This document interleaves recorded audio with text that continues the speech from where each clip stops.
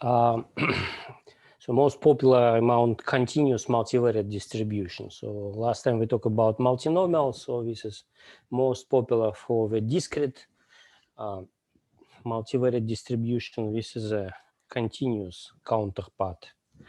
So so just kind of to recall, so univariate normal, so univariate normal random variable. It's a random variable where so random variable x with parameters mu x, and this is will be the expectation and the variance, so sigma x square.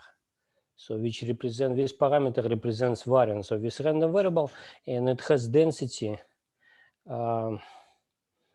which is looks pretty complicated. So it's f of x, it's 1 divided by square root of 2 pi sigma x squared.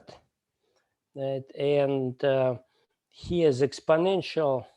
So let me write its exponential function. It's to e to the power of something. So let me write it just exponential of something. So, right, so exponential of x will be equal to e to the power of x. So it's the same thing. And exponential of minus x minus mu x squared divided by 2 sigma x squared.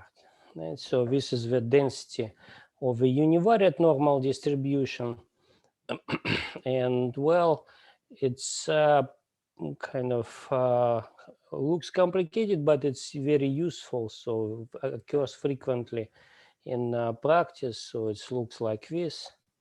So, and if you have several normal random variables, then if you assume that they're independent, then you just multiply the distribution. So you multiply the density and you'll get a joint density. This is definition of independence. So if, say, you have two random variables, we were looking at the example of two random variables here. So if you have two random variables and they're independent, so independent, right? Normal random variables. So then we can also say kind of that one of them have expectation mu x and variance sigma x squared, and y have expectation mu y variance sigma y squared. Then so the joint density, then it will be just a product. So it will be something like that. xy. So here right, it will be this one. So it's 2p sigma x squared e exponential of minus x minus mu x divided by 2 sigma x squared, so squares here. And then you multiply it by the same, but for y. So square root of 2 pi sigma y squared exponential minus x minus mu y squared divided by 2 sigma y squared. Here's y. Right. So just a product of them, but since it's exponential function, so product of exponential function is equal to exponential of the sum of whatever is under the exponential, right? So you can write it well kind of in this way. So you can write it, this is okay. So you multiply the constants. So square root of 2 pi multiplied by square root of 2 pi, it gives you 2 pi. And then here's square root of sigma x squared, here's sigma y squared, so you'll get here sigma x, sigma y, so this without square. So here's exponential, and you put everything in under the same exponential. So it's minus x minus mu x divided by 2 sigma x squared, so this is all squared, minus y, sorry, here should be y.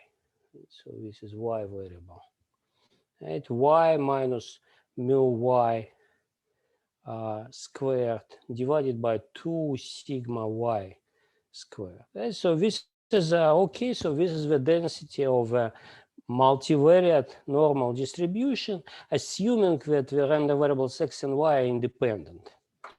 Right? So now, if what happens if they are not independent? Right? So, well, kind of first of all, whether we even can define something like kind of joint normal distribution if the random variable are not independent. And so here it's useful to look at what happens if you take a sum of sum or linear combination of several random variables. So if you look, say, at u equal to ax plus by, right? So where x and y are independent Gaussian. So sorry, independent normal. So I sometimes say Gaussian, so same thing as a normal, right? So independent normal random variables. So if you look at this thing, it turns out we will learn about it later in the next chapter, that you can calculate what's the density of this random variable. And it turns out that it is also normal. Right? So it turns out that this is u is also normal random variable. But it's not often kind of happens. It's like exclusive property, not exclusive, some other distribution also have this property, but something interesting which happens with the normal random variables. It's not always that you sum two random variables from one family and you get another random variable from the same family. And in this case, it happens, well, you can calculate what's the expectation of this new random variable, what's the variance of it. Okay, so it's right, but say, how about if you look at another kind of linear combination? So if you look at cx plus dy, right? So also normal, right? Also normal random variable. So at this moment, kind of, it's interesting to figure out what's the distribution, joint distribution of u and v. Maybe something interesting happens with it. And again, so we will learn how to calculate the distribution for functions of random variables. So here's one function, so it's ax plus by, another function cx plus dy. So what we want to figure out, what's the density of this kind of two functions, what's the joint density of these two functions of random variables x and y, right? Okay, so now kind of I announce just the result of this calculation. So it turns out that f of u and v, right, it turns out that it's equal to something which is very similar. So here will be some constant, and I don't write kind of what's the constant. I just write it, okay, some constant. So C1, kind of, which will depend on the expectation of random variable u, expectation of random variable v, and variances and covariances. But right now I don't calculate it. Right? So just look at the form. So here will be exponential function, and he will have something like that. So he will be minus u minus mu of u squared divided by some other constant. Actually, yeah, so yeah, something like maybe 2c3, c2, right? Minus v minus mu v. So here's v minus mu v squared divided by something like a 2c3, and another one, and there will be some additional terms. So this is very similar to what we'll have here, right? So for independent random variables, so 1 divided by constant, so exponential of kind of x, so minus mu x here, and here's u minus mu u. Here's y minus mu y, and here's v minus mu v. Something like similar, but here will be another term which will be cross product, and will be something like this one: u minus mu u multiplied by v minus mu v. So mu v large here probably, right? So my notation. So and divided by some other constant, right? So kind of C4. And again, so it doesn't matter. Here's 2, C2, 2, C3, C4. I don't care right now because I just saying that this is some constants, right? Which will depend on the variance and covariances of the random variables U and V. Right? So the calculation result in this thing, right? And this is as well kind of very similar to what we had before, except there is another term. Right? So there is another term, cross product of this U minus mu U and V minus mu V, which is kind of will be responsible for the fact that we are not independent. If they would be independent, there would not be this additional term here. Right? So, and well, kind of it's natural to call this, if you were two random variables have a density like that, so we just kind of call them kind of multivariate, these two variables, multivariate normal random variables. In this particular case, we will call it bivariate because there are two of them. Right? So it's called bivariate random variables.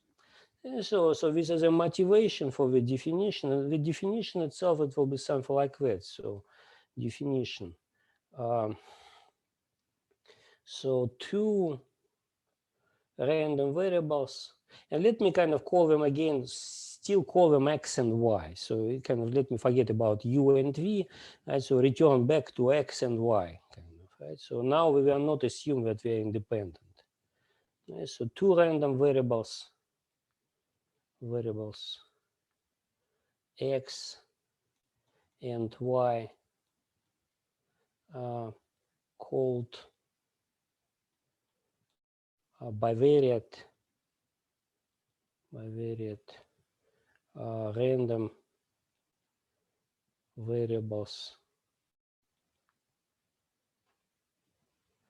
with parameters bivariate normal random variables with parameters. Okay, so these parameters have a meaning, kind of. It's not immediately clear. It should be proved afterward. But they have a meaning. So there will be mu x, it will be expectation of x. Mu y, it will be expectation of y. Then also we should have sigma x. Well, we can call it sigma x squared. Sigma x squared, sigma y squared. This will be variances of these two random variables. And there should be another one. It should be either covariance or correlation. So it doesn't matter. Sometimes people use covariance as a parameter, sometimes correlation in rho. So this is a correlation. Coefficient. Right. Now, and so this sigma x squared should be greater than 0, sigma y squared should be greater than 0, and rho should be between -1 and 1. Right? So this parameter should satisfy this restriction. So, right? So two random variables x and y are called bivariate normal random variables with these parameters if their density function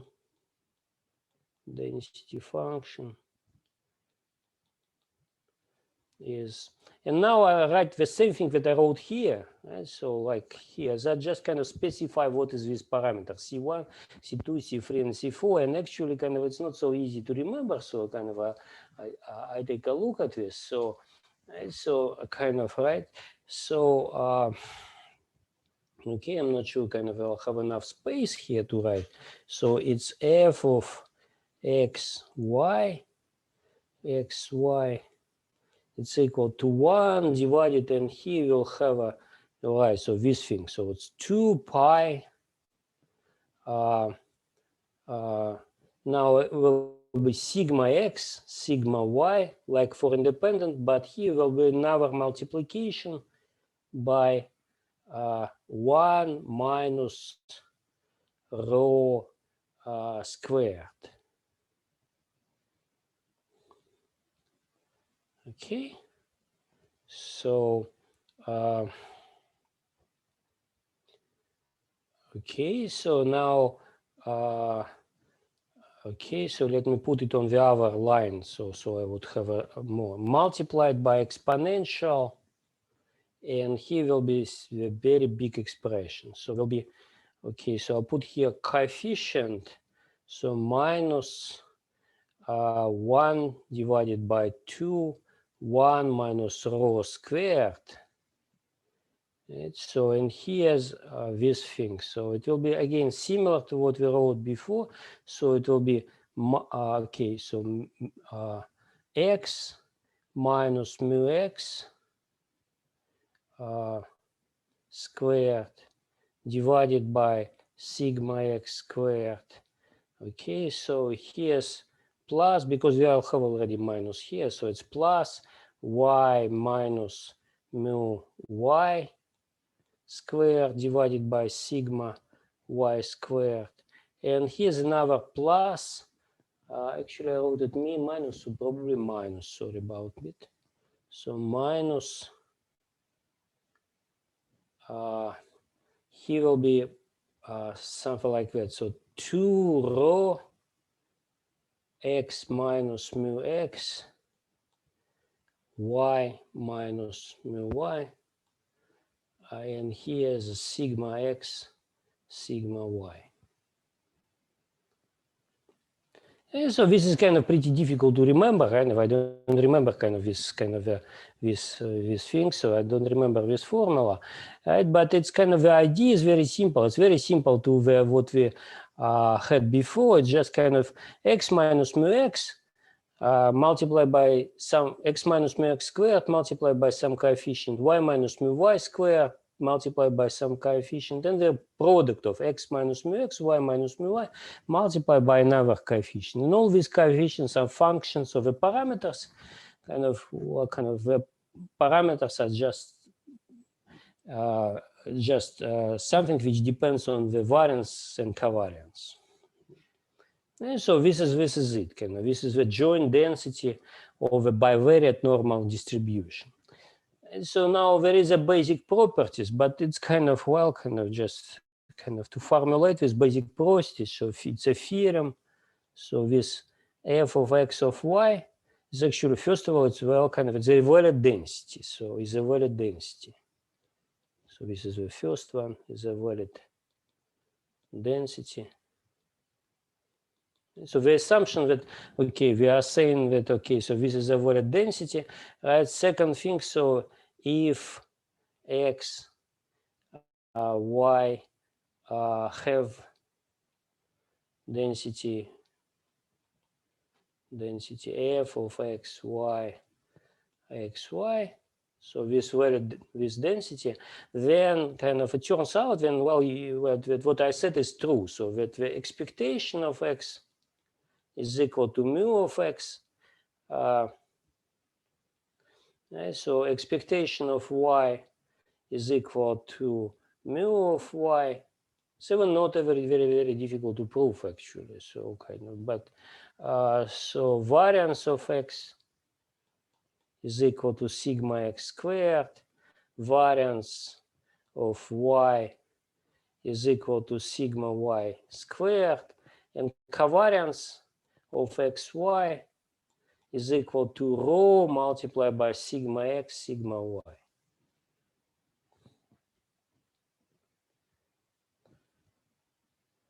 Right,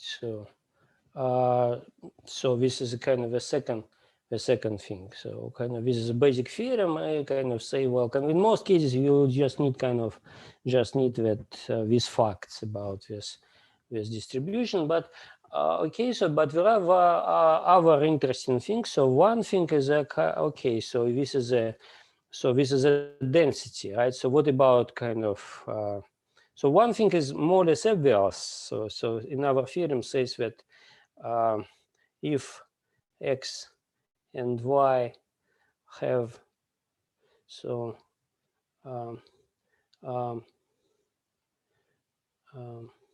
bivariate normal random variables with parameters. Okay, and after that with mu x, mu y, sigma x squared, sigma y squared, and rho.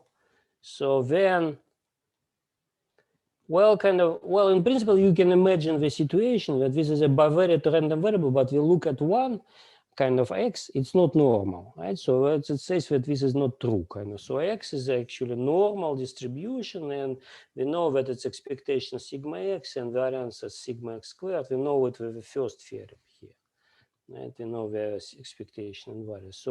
So it's normal, So this is just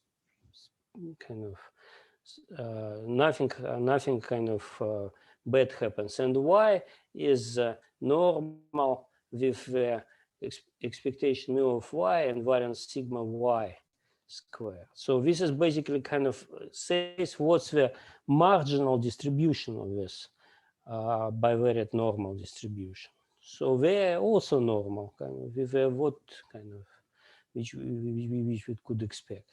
Right? The second thing is more interesting. So this is the first thing. So this is a marginal, about marginal densities. And the second thing interesting, So second thing says, suppose that so what about the second thing says something about the conditional distribution. Suppose that we know that the value of one of this random variable is equal to some specific value.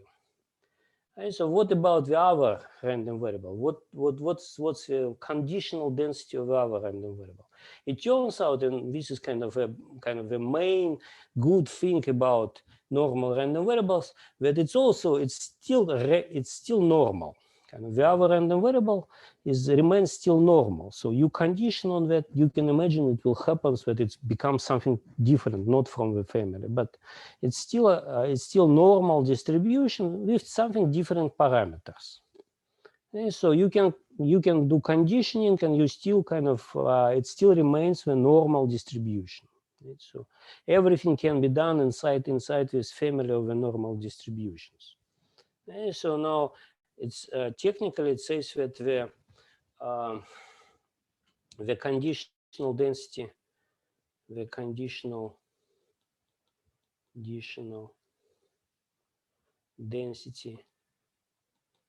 density of y given x is equal to some specific value. So you learn that x is equal to something. So x is something which you observe. So now you want to figure out what it implies for y.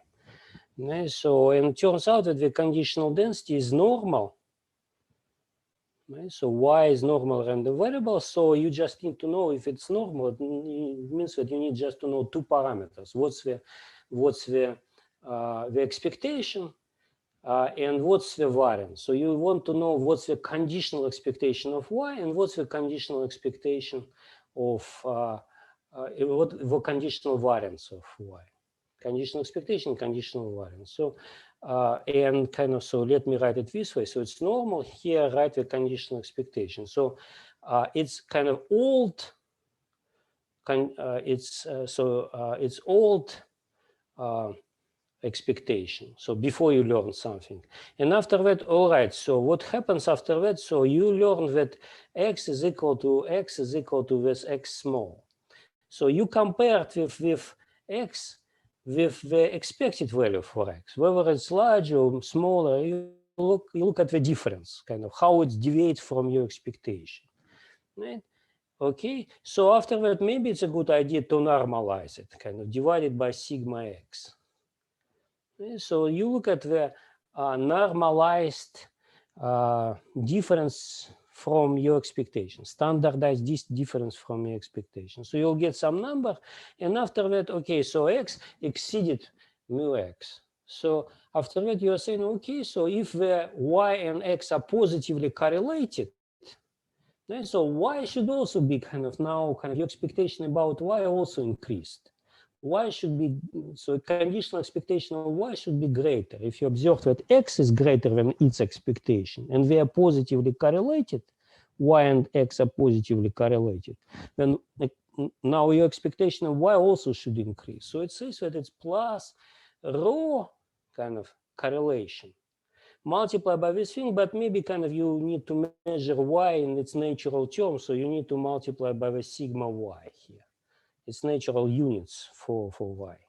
Okay? So you measure x in the natural units for x. So this is sigma x. Right? And you measure y is also natural new units for y. So sigma y. So this is a conditional expectation. So this is expectation of y. So this thing here, what I wrote, conditional expectation of y given that x is equal to x small. So this is the formula. I'm not proving this formula, so just kind of stating this formula, but it's very useful. Kind of. Right? So now, what about the variance? So you observed something. And so there is an old variance, so the old variance was sigma y squared. Now you observe something, you got some additional information. Well, you can expect that the variance of y becomes smaller because you got some new information. Okay, so, right, so, well, if you don't get any information, variances stay the same. If you got some information, it becomes smaller. Okay, so you learn something. And it turns out that it can be quantified exactly, and it's equal to 1 minus rho squared sigma y squared. Okay, so this is a conditional variance. So this is a variance of y given that x, so it should be x equal to x small. So this is this thing. So this is a very useful formula. So kind of, well, it's not so kind of, I wrote in this form, and you can write it in several other forms, kind of, right? So I think that this is probably easiest to remember. So maybe kind of, so here's so this is the case of a formula which is useful. So maybe we can look at an example. So here's an example. Okay, so suppose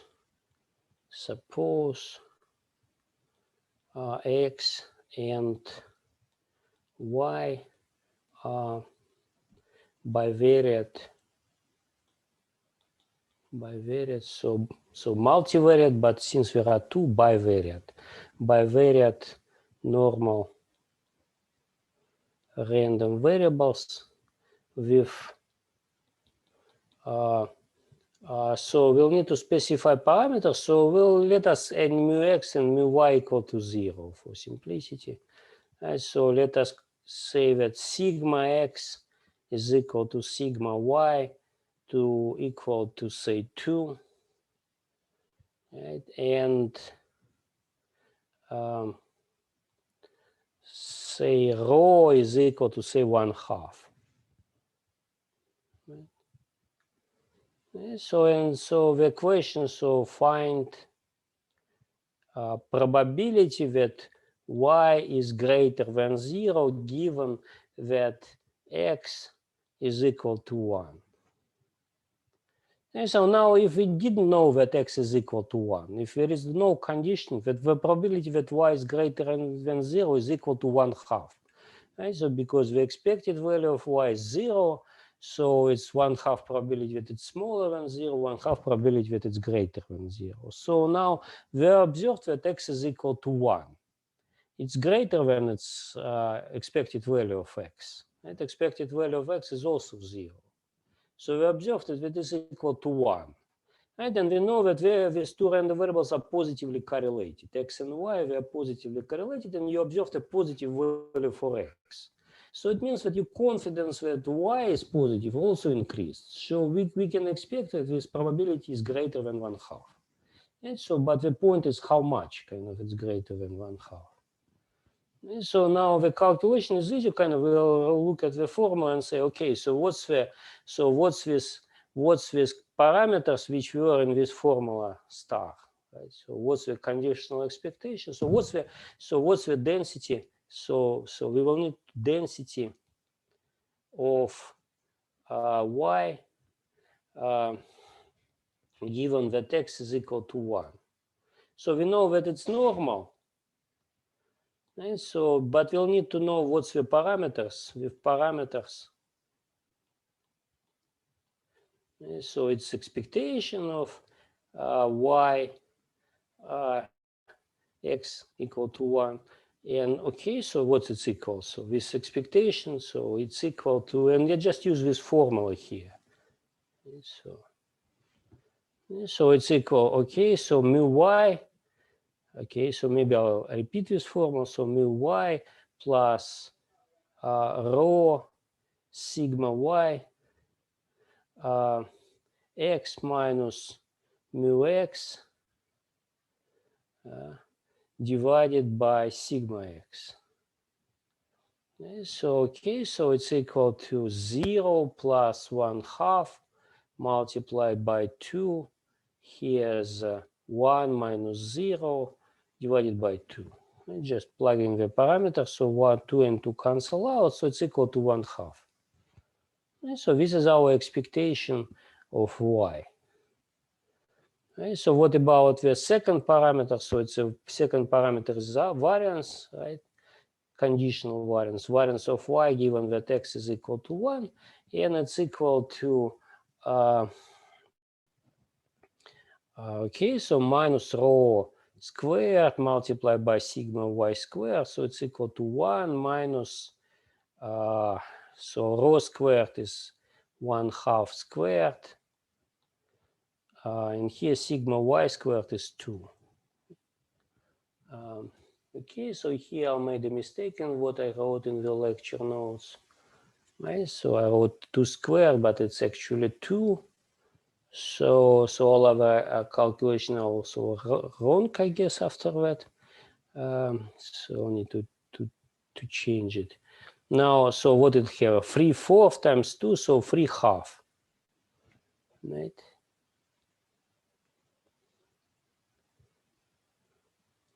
Okay, so this seems to be right.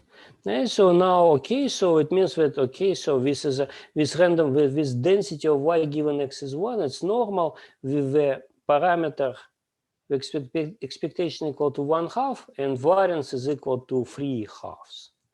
So probability, so now we know kind of, well, kind of after that is the question, so what probability that y is greater than 0 given x is equal to 1, and well, kind of we just do this, either kind of just plug in kind of to the software and calculate or do standardization, right? So we can write that this is equal y minus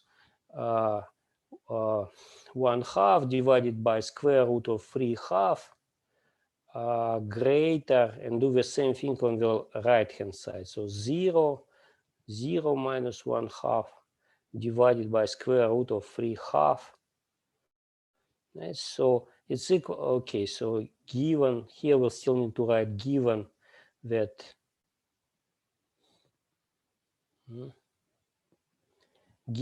y, so given that x is equal to 1.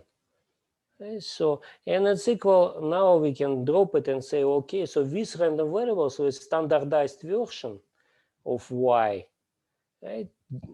Of y given x is equal to 1. So it's actually, it's a standard normal. So this thing here. So this thing here is a standard normal. So z, and we look at the probability that standard normal random variable is greater than minus 1/2 divided by square root of 3 divided by 2. So, and it's equal to something, I don't know, unfortunately, what is it? Because I kind of did a mistake in this thing in the lecture notes. Right, so, okay. So it's equal something that's greater than 1/2. So because it's kind of right. So you look at this as something like that. So this will be the point minus 1/2 divided by square root of 3 divided by 2, and so this will be something like that, the area to here. All right, so this is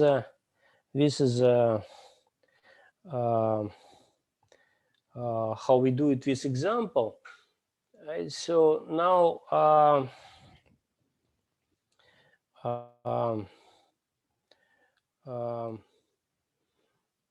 maybe kind of, well, we'll do some small break here. And after that, I want to talk after the break a little bit, talk about how you can do it.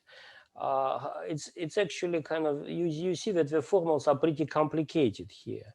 So, and there is no much chance that you can extend it to 3 random variables or to more than 3 random variables, more than 2 random variables, because even the original formula here, right? So when we wrote the density, right, so this formula for the density, it looks pretty kind of difficult, And so, and if you look at the formula for the conditional, kind of this is formula, also kind of, well, maybe kind of not so difficult, but kind of also not quite pleasant, right? So now the question is, what if you would try to extend it to more than 2 random variables? Right? And I'm not going to go very deep into this, because this is a separate, should be, you need a separate course for this, but just kind of explain in a couple of words how you can do it using linear algebra language. And after that, we will talk a little bit more about the kind of the next chapter, setting of the next chapter, right? So, and so let us make a small break now. Okay, for 5 minutes.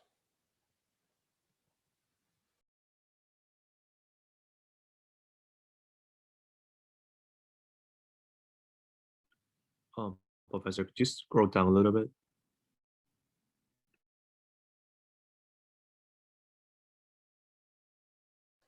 By how much? By what we just down, like the last step. Here. Here.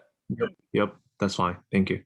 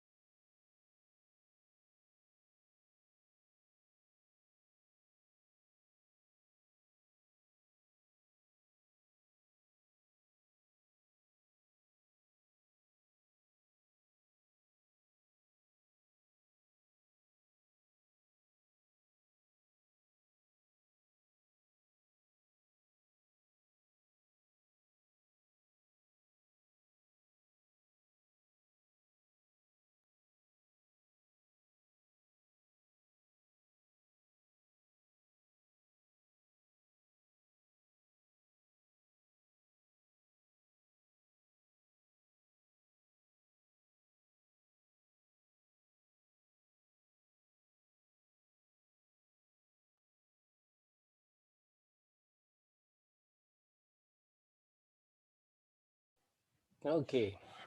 All right. So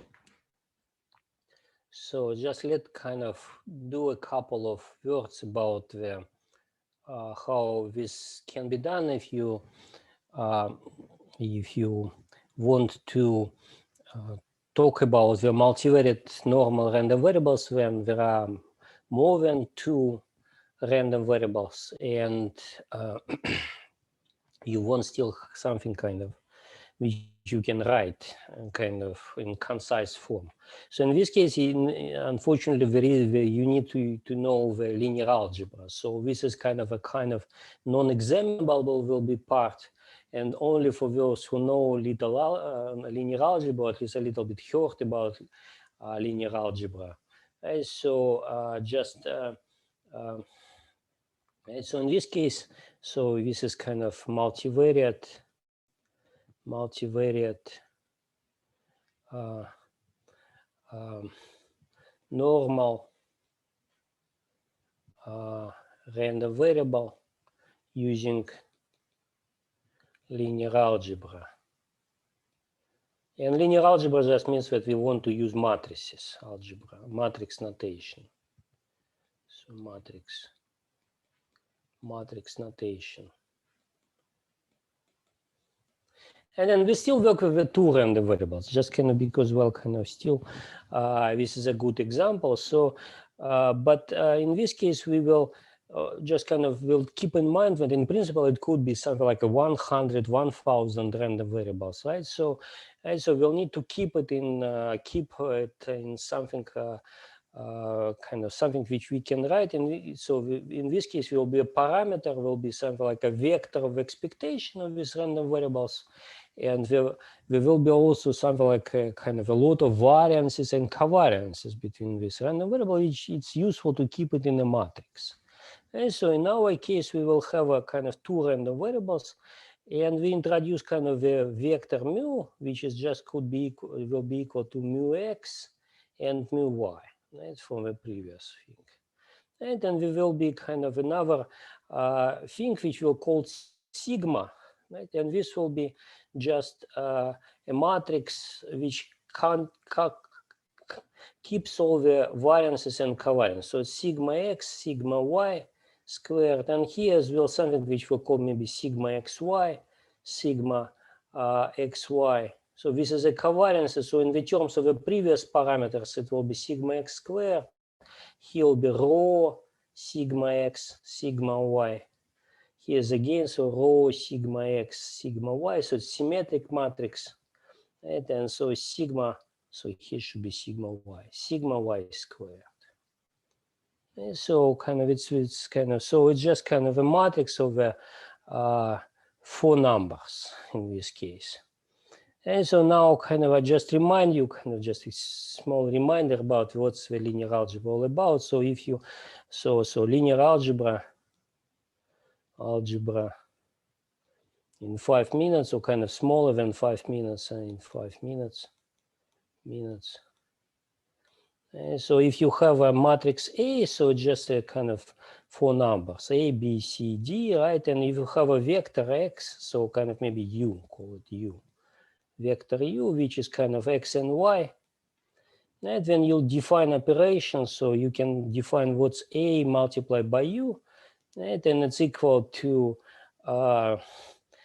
so it's A, B, C, D multiplied by X, Y.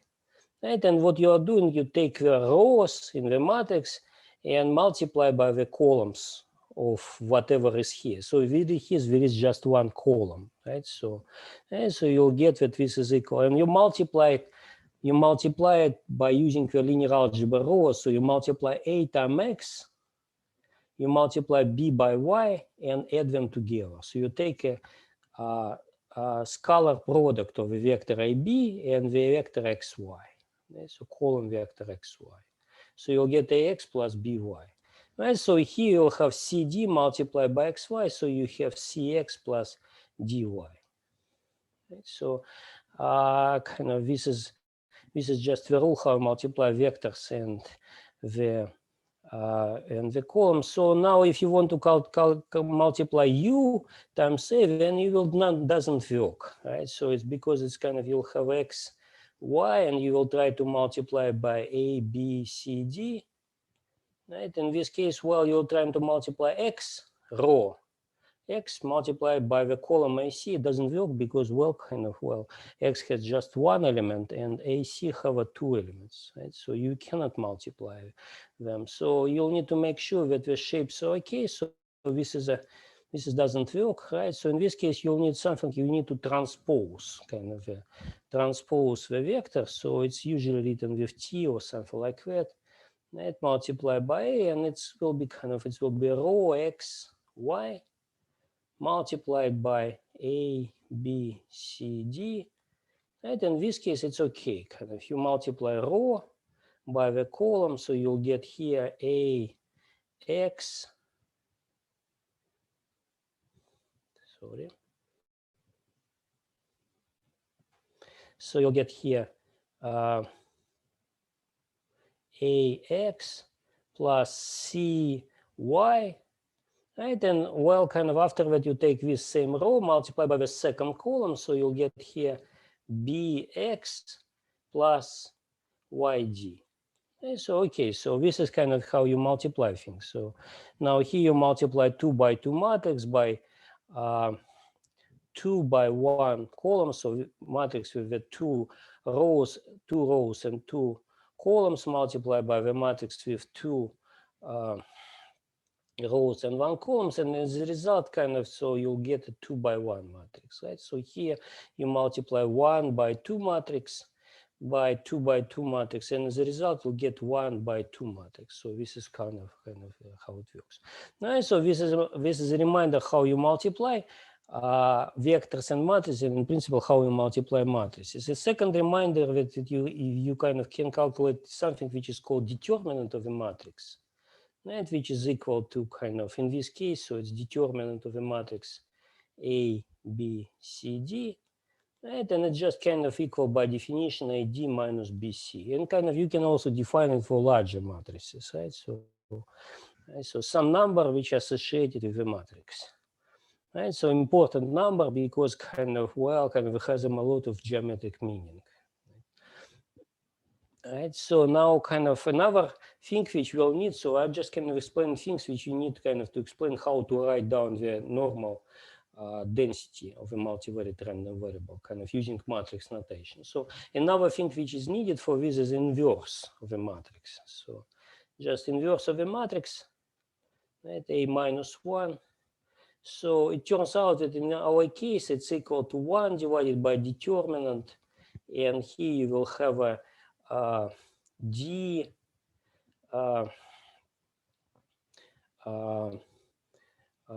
minus B minus CA. Right, so determinant of A kind of, and it has the properties. If you multiply A multiplied by A minus, kind of using the rules for the products of a matrix, then you'll get identity matrices. And kind of if you do it in other direction, it also will be identity matrix. Right, kind of, so you can kind of easily check this. Right, so now, and so just kind of, well, kind of, so, and this is again, so this is a 2 by 2 matrices, but in principle, it's all defined for larger matrices, all these operations. Right, so the matrices which are kind of, they need to be square, but you can define it for the larger matrices, right? So when you just don't need it, it's kind of a computer may do these operations for you. Right, so, all right, so now what's the kind of, after we have this, so what's the formula, right? So what's kind of another definition for the normal random variable? So definition, so a bivariate normal random variable with parameters. And now we'll have a kind of, so will be with parameters mu, kind of, it will be a vector. So mu x and mu y. And with sigma. Right? So this is again, so this is wrote it already, sigma x. Here's a covariance sigma xy, and here's sigma y squared. Right? Is a dense is a so is a random is a random vector, and we'll need some name for it. Let's call it W, right? So kind of W, which have two components, right? So in this case, the components are X and Y, right? That has density. Right? So so f of omega, so this is a vector, and he will have a kind of, we can write the vector omega, so it should be omega small here, understood, right? So this omega small is just a couple of numbers, x and y, so it's also a vector, right? But I want to think about them as a column vector, right? So I want to think about this as a column vector. So I write it xy and do a transposition here, right? So kind of it's should be you kind of, after that I will do some multiplication, and so make sure that the multiplication are all right, kind of. So it should be thought about as a column vector.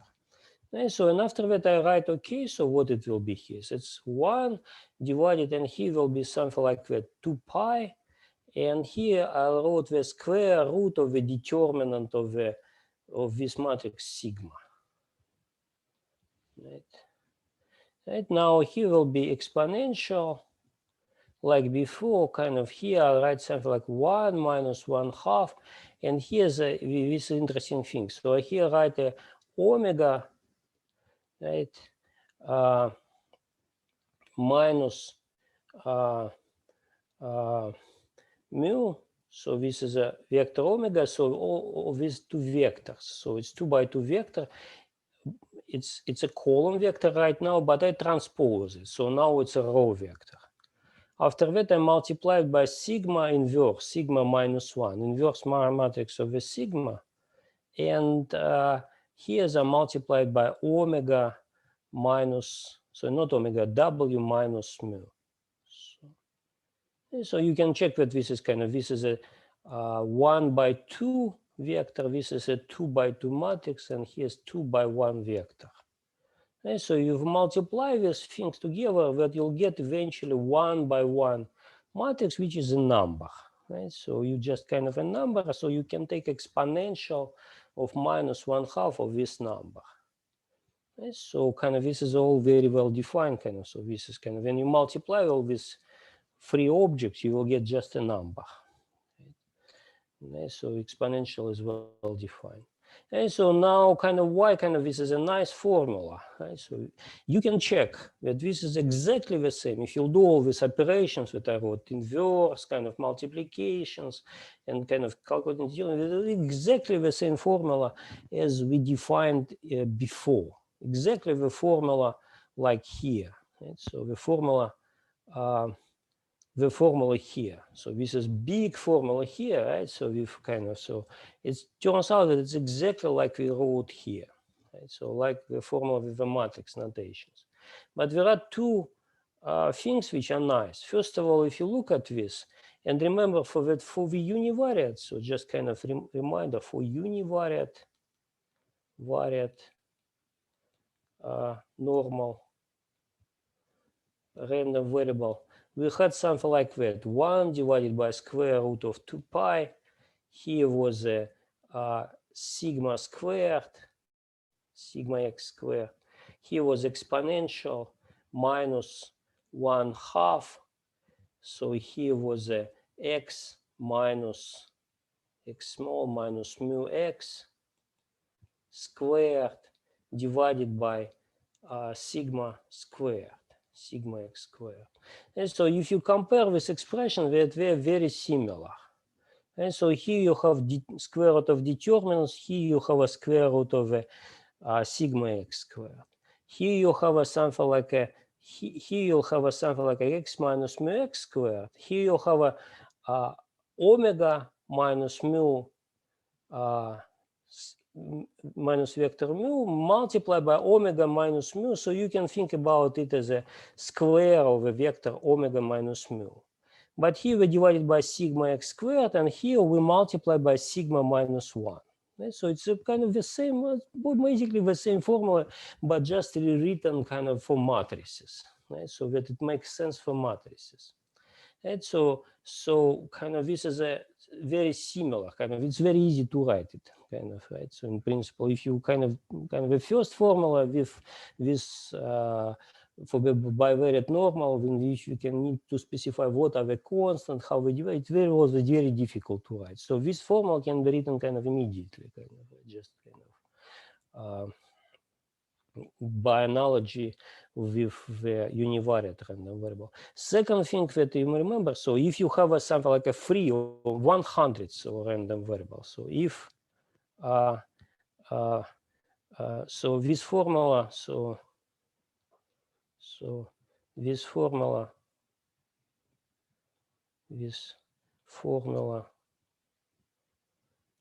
is easy to generalize. Because kind of in this case, you see that in this case, the only thing that you have here is the mu and sigma. Once you define mu and sigma, the formula is already here, right? So it doesn't contain anything that there are two random variables. It can be kind of 100 once you define mu and sigma.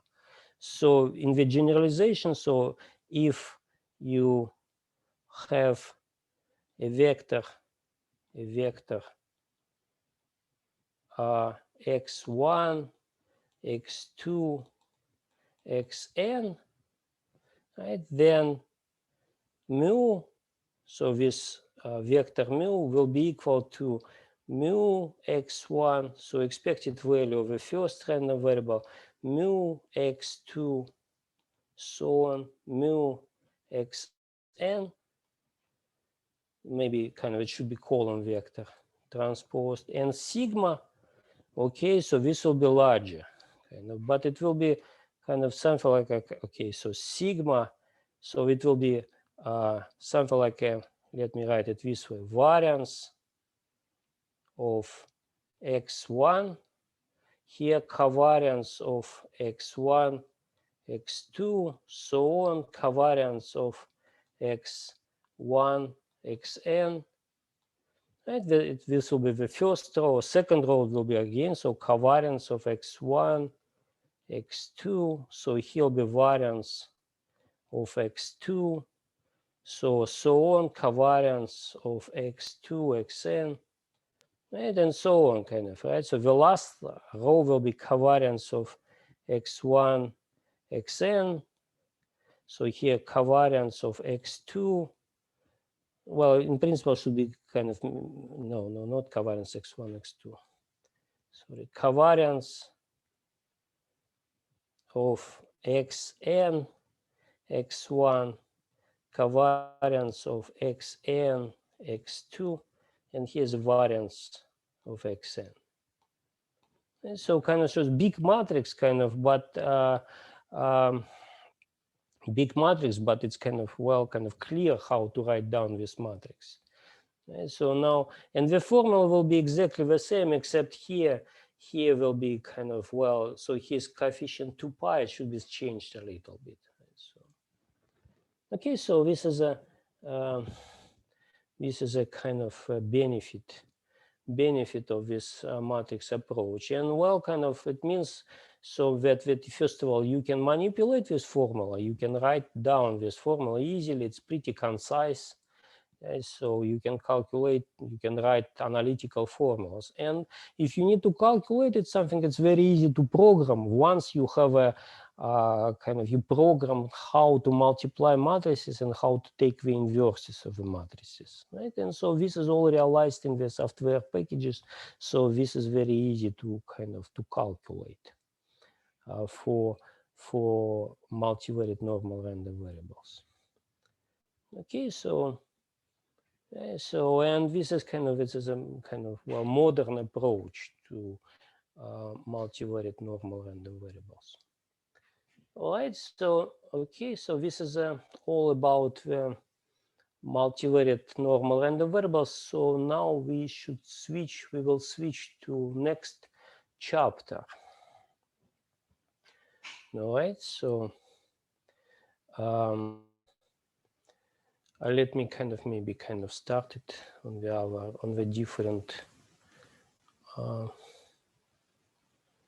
So any questions?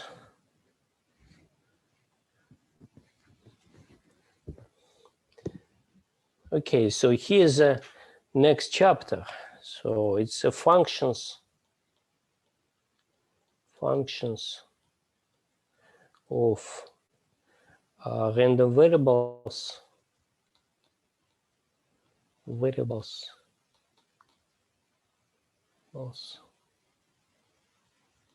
and their distributions.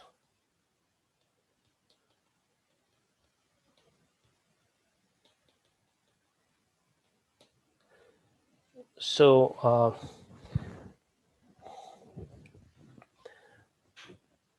so kind of in the previous chapters, we saw that, well, sometimes we're interested into learning about the sums of the random variables. So functions of random variables. So kind of what kind of a function? So, well, kind of say, suppose, so x1, x2, xn random variable might be independent, might be not, but sometimes we're interested to know kind of say maybe average of this random variable. So x1 plus x2 plus so on plus xn. So we can, in statistics, we will be interested in this random variable if we want to learn something about the parameters of random variables. So in statistics, x1, xn is a sample. So which means that you measure something, right? So you do a measurement of some quantity many times. So you measure kind of a deviation of a pendulum from the equilibrium.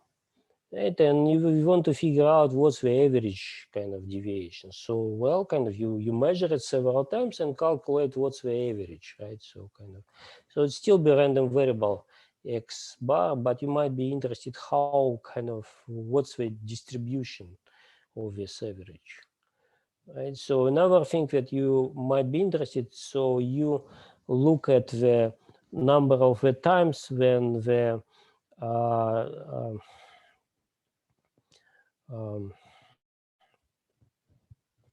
when the, say, kind of the radiation level in some place exceeds the norm. So in this case, you have a measurement x1, kind of x1, x2, xn. So this is kind of the measure of a radiation in a some specific location, and you might be interested to know what's the maximum of these levels, what's the distribution of the maximum of these levels. So how often the maximum of this radiation measurement exceeds a given threshold.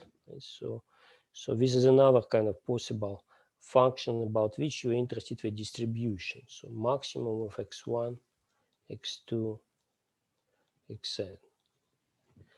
Right. So this is another function about which you might be kind of, well, kind of what's the distribution of this thing. Another thing that kind of we just did is kind of, so this is more theoretical, right? So we said that kind of there is one Gaussian random variable, another Gaussian random variable, another one normal random variable, another normal random variable. What about the distribution of the sum of this normal random? Is it normal or it's not normal?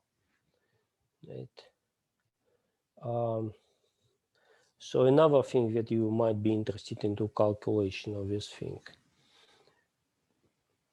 Yeah, so why you kind of want to calculate the distribution? Well, kind of sometimes it's needed to calculate expected value of this random variable. So if you're interested in the maximum of x of the several random variables and you want to figure out what's the expected value of this maximum, right? So when in this case you'll need to first to calculate the distribution. Right? So calculate the density of the maximum, and after that you can calculate the expectation. So this is maybe kind of a motivation for what we are going to do next. We postpone it to the kind of one of the last chapters because it's not quite easy thing to do. Right? So this is a really kind of usually requires a lot of a technique from the multivariate calculus. That's why kind of it's one of the difficult chapters here. So for calculation, we will see that there are three main methods. So kind of methods to calculate the distribution of f of x1, xn. And so when I say distribution, so well, we will usually here in this chapter, we will talk about continuous random variables. So when I talk about distribution, I mean how to calculate the density of this function. And then maybe kind of, well, so not to kind of to confuse people. And so let me kind of write here, maybe not f, but say h. So it's some function of x1, random variables x1, xn, and there will be a density which will denote f usually. Right? So this will be random variable y, right? And we want to figure out what's the density of this random variable y. It depends on y small. Right?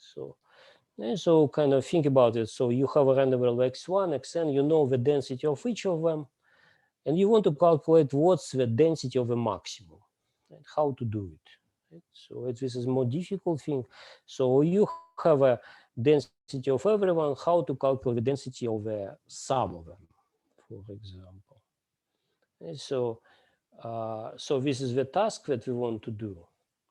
Right? So calculating the density of a function from the density of every of the arguments of the function. And the method will be kind of looking at, will be CDF method. So cumulative distribution function method. Then second method will be called the PDF method. And another kind of earlier, another method is a MGF, right, method.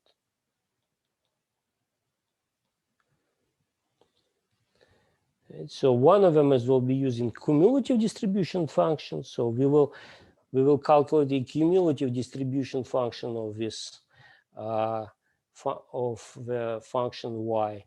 Another one is we'll calculate the density of the y. So we actually want to calculate the density of the y. But in the first method, we will calculate it using cumulative distribution functions. Second method, it we will do directly, kind of, right? So this is the most efficient method, kind of, but maybe kind of the most trickiest of them. And the MGF, we will calculate moment generating function of this new random variable y. Right? And after that, we convert it within the density. Right? So this is a basically kind of, so this is a most efficient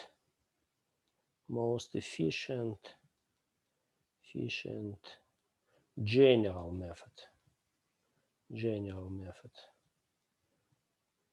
So this is even more efficient. So kind of efficient. So actually even more efficient than PDF, but applies in some, not in general. It applies only in some specific situations. Efficient, but applies only in specific situations. So in this case, usually what is required with this x1, xn were independent, and the function is usually a sum of these random variables. And a linear combination of these random variables. CDF method is the simplest but slowest. Right? And kind of it may be so slow that it's kind of not really useful. Right? Okay, so now kind of a plan will be usually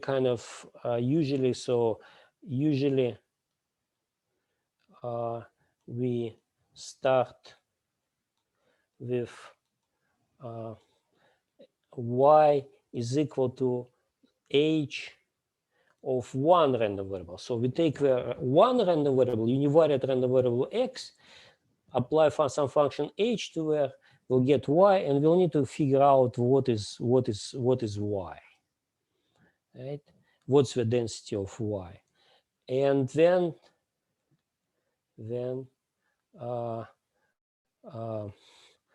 calculate, and then go to y is equal to f of x. Kind of, let's say xn, but usually will be something like x1 and x2, not more than 2, but sometimes more of them. And then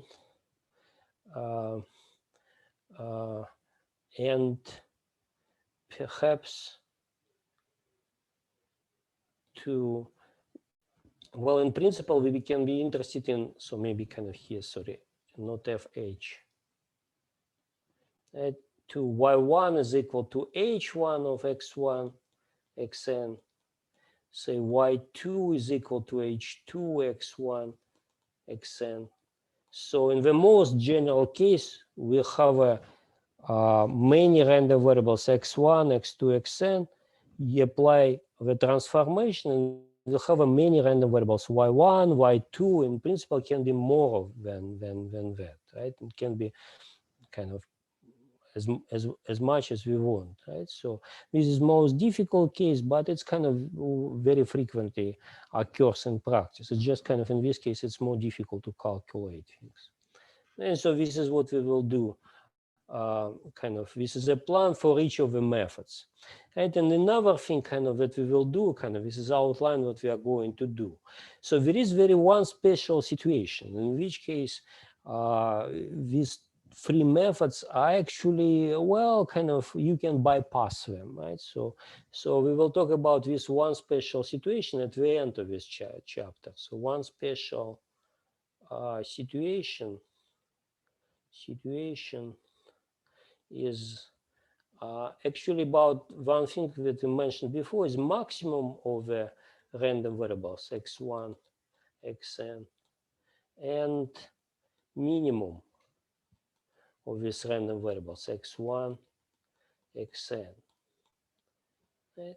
In this case, well, this is more kind of special situation. In this case, it turns out that you can apply slightly different method. Very similar, but a slightly it's a variation of a CDF method. So in this case, a CDF method is very efficient.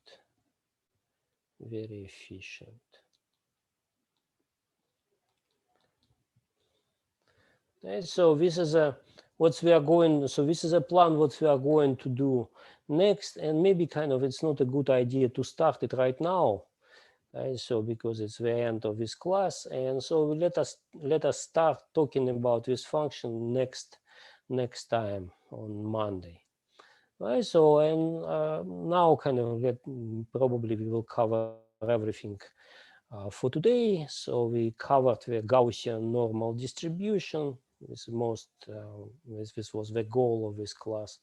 And so, okay, so if no questions, so let's finish this class. And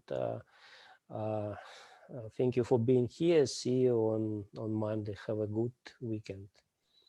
Thank you. Thanks, you too. Thank you, Professor. Have a good weekend.